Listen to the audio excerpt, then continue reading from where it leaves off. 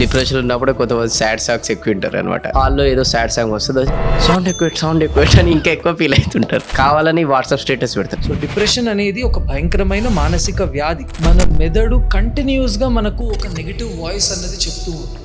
So మొదట ఆ వాయిస్ని మనం ఛాలెంజ్ చేయగలగడము అనేది ఈజ్ అన్ ఇంపార్టెంట్ థింగ్.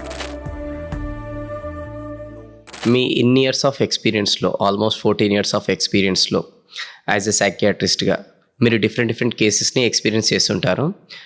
దాన్ని బేస్ చేసుకొని చెప్పండి, అసలు యాక్చువల్గా సాడ్నెస్ అంటే ఏంటి, డిప్రెషన్ అంటే ఏంటి, అండ్ అలానే ఈ రెండింటికి డిఫరెన్స్ ఏంటి? Right. So let us take an example అండి. నేను ఒక ఇంపార్టెంట్ ఎగ్జామ్ అన్నది రాశాను. ఆ ఎగ్జామ్ రిజల్ట్ ఇవాళ వచ్చింది. నేను ఖచ్చితంగా పాస్ అవుతానని అనుకున్నాను, కానీ రిజల్ట్ చూసే వరకు ఇట్ వాజ్ షాకింగ్. నేను ఫెయిల్ అయ్యానని వచ్చింది. సో ఆటోమేటికలీ ఆ టైంలో నా లోపల వస్తున్న ఎమోషన్ అనేది ఏదైతే ఉంటుందో it is a negative emotion. ఆ నెగటివ్ ఎమోషన్ని మనం సాడ్నెస్ అని అంటాము. అయితే యూజువలీ జరిగేది ఏమిటి అని అంటే ఆ రోజు ఏ రోజైతే నేను రిజల్ట్ చూసుకుంటానో ఖచ్చితంగా నేను బాధలో ఉన్నాను. ఆ బాధ వల్ల ఆ రోజు నాకు ఎవరితోని మాట్లాడబుద్ధి కాదు, ఎవరిని కలవబుద్ధి కాదు, ఎవరి కాల్స్ వచ్చినా కూడా నేను ఆన్సర్ చేయను. మా ఇంట్లో వాళ్ళకు కూడా నాకు మనసు బాగాలేదు అని నేను రూమ్లోకి వెళ్ళి పడుకుంటాను. వాళ్ళు వచ్చి నన్ను లేపుతారు, అరే తిను అట్లీస్ట్, నువ్వు తినలేదు అని అంటే కూడా తినబుద్ధి కాదు. ఈ రకంగా నా లోపల ఆ రోజంతా కూడా కొన్ని నెగిటివ్ ఎమోషన్స్ అన్నవి జరుగుతాయి. నెక్స్ట్ డే మార్నింగ్ నేను లేచినప్పుడు ఆ రోజు ఉన్నంత బాధ ఉండకపోవచ్చు, కానీ ఆ రోజు కూడా నేను డల్గానే ఉన్నాను. ఆ రోజు కూడా నేను నా డే టు డే యాక్టివిటీస్ ఏవి కూడా నేను చేయలేదు. ఆహారాన్ని ఆ రోజు కూడా అవాయిడ్ చేశాను, కానీ ఏదో ఒక 2-3 పండు ముక్కలు తిన్నాను. ఆ రోజు అలా అయిపోయింది. మెల్లగా 3వ రోజు 4వ రోజు వచ్చే వరకు నా బ్రెయిన్ దానికదే ఆ బాధ నుండి బయటికి రాగలిగి మళ్ళీ నా డే టు డే యాక్టివిటీస్లోకి వెళ్ళడానికి తోడ్పడుతుంది. సో ఆ రకంగా బ్రెయిన్ మళ్ళీ తోడ్పడుతుంది అని అంటే ఈ లాస్ట్ 2-3 డేస్లో జరిగినది సాడ్నెస్ అని మనం చెప్పుకోవచ్చు. సో బేసికలీ ఒక స్మాల్ ఫేజ్లోని జరిగే డిస్టర్బెన్స్ సాడ్నెస్, అందులోంచి బయటికి రాగలగడము అనేది ఒక ఆరోగ్యకరమైన మెదడు చేసుకోగలదు. సో బేసికలీ ఆరోగ్యకరమైన మెదడు కూడా సాడ్నెస్ని ఎక్స్పీరియన్స్ అవ్వచ్చు. అయితే ఈ సాడ్నెస్ అనేది పర్సిస్టెంట్గా అట్లానే ఉంటూ ఈ సాడ్నెస్ ఇందాక మనం డిస్కస్ చేసిన ఈ లైఫ్లో ఉండే కోణాలు, బయోలాజికల్ ఫంక్షన్స్ని కానివ్వండి, పర్సనల్ లైఫ్ని కానివ్వండి, ప్రొఫెషనల్ లైఫ్ని కానివ్వండి, సోషల్ లైఫ్ని కానివ్వండి, స్పిరిచువల్ లైఫ్ని కానివ్వండి, వీటన్నిటినీ కూడా దెబ్బతీస్తూ అలాగే కంటిన్యూ అవుతుంది అని అన్నప్పుడు దాన్ని మనం డిప్రెషన్ అని అంటాము. సో ఈ డిప్రెషన్లో ఒక మనిషి ఉన్నప్పుడు దుఃఖము కానీ లేదా చికాకు కానీ ఎక్కువగా ఉంటుంది. ఎనర్జీ లెవెల్స్, ఎంత ఆహారం తీసుకున్నా కూడా బాడీలో ఎనర్జీ ఉండదు. కొంచెం ఏదైనా చేసినా కూడా అలసిపోవడం అన్నది జరుగుతుంది. నేను ఇంతకు ముందు ఇష్టపడి చేసుకునే పనులు, అదొక సినిమా చూడడం కానివ్వండి, నలుగురితో కూర్చొని మాట్లాడడం కానివ్వండి, నాకు ఇష్టమైన ఆహారం తినడం కానివ్వండి, దేని మీద కూడా నాకు ఇంకా ఇంట్రెస్ట్ ఉండదు. అలానే నెగిటివ్ థాట్స్, నేను ఎందుకు పనికిరాను, నా లైఫ్ ఇంకెప్పటికీ ఇంతే, నేను ఇందులోంచి ఎప్పటికీ బయటికి రాలేను, ఆ హోప్ అన్నది వెళ్ళిపోతుంది, హెల్ప్లెస్ ఫీలింగ్ అన్నది వస్తుంది, వర్త్లెస్ అనేది పెరుగుతుంది. ఇవన్నీ పెరిగే వరకు ఈ జీవితం ఎప్పటికీ ఇంతే, ఇంకా నేను బ్రతికి వేస్ట్, నేను చనిపోతే బాగుండు అనే ఒక తీవ్రమైన లక్షణంలోకి వెళ్ళడము అనేది మనం యూజువలీ డిప్రెషన్లో చూస్తాము. అన్ఫార్చునేట్లీ ఇవాళ రోజు జరుగుతున్నది ఏమిటి అని అంటే ఈ సాడ్నెస్లో ఉన్నవాళ్ళు ఒక 2-3 రోజులలో ఈ సాడ్నెస్ నుంచి బయటకు వచ్చేసి నేను డిప్రెషన్ని జయించాను, డిప్రెషన్లో ఉంటే ఏముంది, నేను దోస్తులతో కూర్చొని మందు కొట్టాను, పొద్దున కల్లా అంతా సరైపోయింది అని మిస్ఇన్ఫర్మేషన్ని స్ప్రెడ్ చేస్తూ ఉంటారు. దీనివల్ల జరిగేది ఏమిటి అని అంటే వాస్తవంగా డిప్రెషన్లో ఉన్నవాడు డిమోరలైజ్ అవుతాడు. ఎందుకంటే తను ఏమనుకుంటాడు, తను కూడా డిప్రెషన్లోకి వెళ్ళాడంట, కానీ 2-3 డేస్లో బయటకు వచ్చాడు. తను కూడా డిప్రెషన్లోకి వెళ్ళాడంట, తను 5 డేస్లో బయటకు వచ్చాడు. నేను 20 డేస్ అయినా కూడా ఇందులోంచి బయటికి రాలేకపోతున్నాను అంటే నాదేదో తీవ్రమైన వ్యాధి, ఇంకా నేను బయటికి రాలేను, దీనికి సొల్యూషనే లేదు అనే ఒక నెగటివ్ ధోరణిలోకి వెళ్ళిపోవడం మనం చాలాసార్లు చూస్తున్నాము. దీనివల్ల ప్రాబ్లం ఏమిటి అని అంటే సాడ్నెస్ని వాళ్ళు ఓవర్ ఎంఫసైజ్ చేయడము, డిప్రెషన్ని అండర్ ఎంఫసైజ్ చేయడము. ఇదంతా జరిగే వరకు చాలాసార్లు జనాలు ఒక డాక్టర్ దగ్గరికి, ఒక సైకాలజిస్ట్ దగ్గరికి వచ్చే వరకు ఆ డిప్రెషన్ యొక్క సివియారిటీ చాలా పెరిగిపోవడము అన్నది మనం చూస్తూ ఉంటాం. So not every sadness is depression. ఎందుకంటే ఇది ఇంట్లో వాళ్ళేనండి.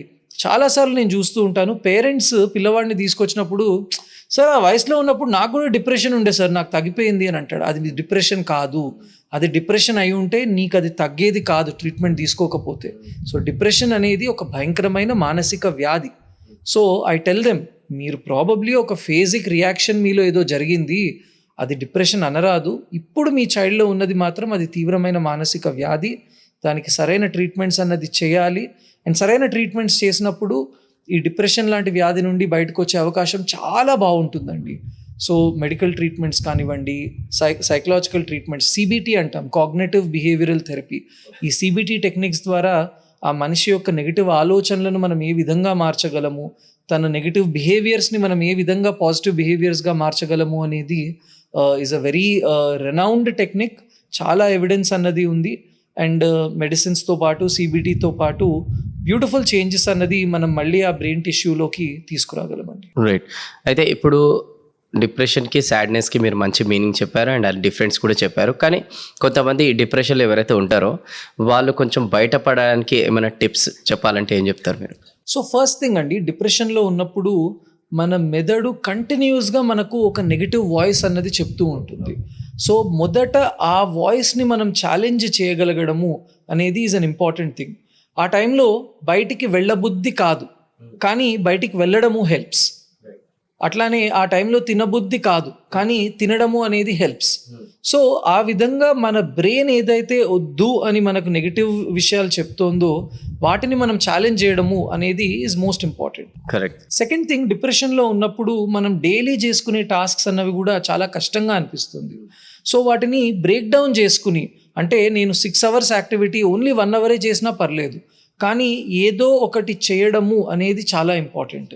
ఎందుకంటే ఆ చేయలేని పక్షంలో ఆ సైకిల్ అలానే కంటిన్యూ అవుతూ ఉంటుంది. సో నేను ఏమీ చేయట్లేదు అని ఒక నెగిటివ్ సైకిల్లోకి, నెగిటివ్ లూప్లోకి వెళ్ళిపోతారు. సో ఖచ్చితంగా యాక్టివిటీస్ని గ్రాడ్యువల్గా మళ్ళీ ఇంట్రడ్యూస్ చేయడము అనేది ఈజ్ అనదర్ ఇంపార్టెంట్ థింగ్ అండి. అట్లానే ఫిజికల్ ఎక్సర్సైజ్ కానివ్వండి, డీప్ బ్రీదింగ్ ఎక్సర్సైజెస్ కానివ్వండి, ఆ స్మాల్ యూనిట్స్ ఆఫ్ డోపమిన్ని, సెరటోనిన్ని ఏదైతే అందిస్తుందో దానివల్ల కూడా మనం మార్పు చేర్పులు అన్నది గమనిస్తాము. రైట్. స్పెషల్లీ డిప్రెషన్లో ఉన్నప్పుడు ఎక్సెస్ స్క్రీన్ టైం కానివ్వండి, ఎందుకంటే బయట ప్రపంచంతో కట్ ఆఫ్ చేసుకుని బ్రెయిన్కి ఎంటర్టైన్మెంట్ అన్నది మొత్తం కూడా ఎలక్ట్రానిక్ గ్యాజెట్స్ ద్వారానే ఇవ్వడము అన్నది మనం చూస్తాము. సో ఆ సైకిల్ని కూడా మనం క్రమేణా బ్రేక్ చేయడము అనేది చాలా ఇంపార్టెంట్. ఇదే టైంలో సెరటోనిన్కి సంబంధించిన డయట్, అరటిపళ్ళు కానివ్వండి, బెర్రీస్ కానివ్వండి, అట్లానే డ్రై ఫ్రూట్స్ కానివ్వండి, నట్స్ కానివ్వండి, ఇవన్నీ కూడా ఒమేగా 3 ఇంకా సెరటోనిన్కి కావలసిన ఆహారాలు. సో వీటిని పెంచడం ద్వారా కూడా మనము ఇటువంటి ఒక ఫేజ్ నుండి ఖచ్చితంగా బయటికి రాగలము. ఒకవేళ ఈ ఆత్మహత్య ఆలోచనలు కానివ్వండి, ఇటువంటి నెగిటివ్ థాట్స్ తీవ్రంగా ఉన్నప్పుడు మాత్రం ఖచ్చితంగా వెంటనే దగ్గరలో ఉండే ఒక మానసిక నిపుణులను మనము సంప్రదించడం అనేది ఇస్ ద బెస్ట్ థింగ్ అండి. ఎక్సలెంట్. అంటే ఇప్పుడు ఇవి చేస్తే బాగుంటుందని చెప్పారు. అండ్ ఇంకా బయటికి రాకపోతే మీలాంటి ఎక్స్పర్ట్స్ని కలిస్తే కూడా బాగుంటుంది. అండ్ అలానే ఏది డిప్రెషన్ ఉన్నప్పుడు చేయకూడదు ఉంటే కూడా బెటరే. కానీ ఎగ్జాంపుల్ డిప్రెషన్ ఉన్నప్పుడు కొంతమంది సాడ్ సాంగ్స్ ఎక్కువ వింటారు అనమాట.